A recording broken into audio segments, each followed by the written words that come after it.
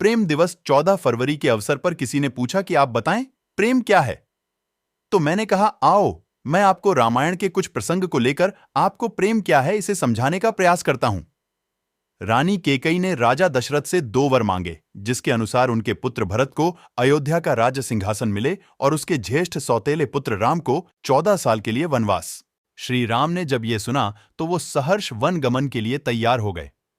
पिता के आज्ञा पालन के लिए अपने हाथ आया हुआ राजपाट को त्याग सन्यासी वेश में जंगल जाने के लिए तैयार हो गए। इसी त्याग को प्रेम कहते हैं, अपने माता पिता के प्रति एक पुत्र का प्रेम।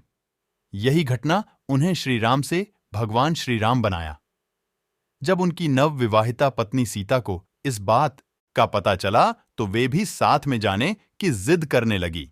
सुखों से पलने वाली राजा जनक की पुत्री ने अपने पति के लिए सब सुख साधन त्याग कर वन में जाने का फैसला लिया।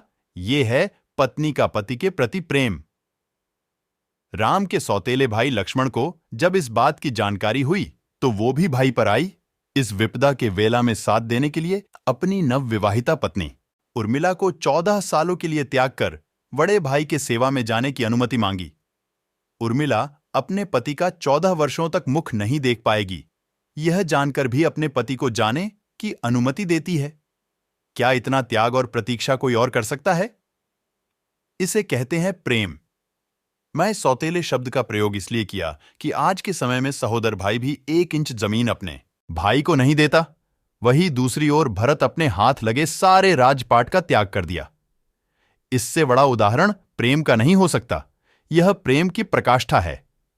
भरत ने भाई के चरण पादुका को राज सिंहासन पर स्थापित करके और राजसी सुखों का त्याग कर कुटिया बनाकर रहने लगे, क्योंकि उनके प्रिय भाई को उनकी माता के कारण कष्ट सहना पड़ा।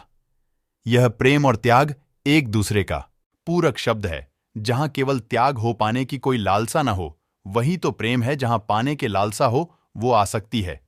केवल 10 रुपये का गुलाब और टॉफी देकर प्रेम खरीदना प्रेम का मजाक उड़ाना है।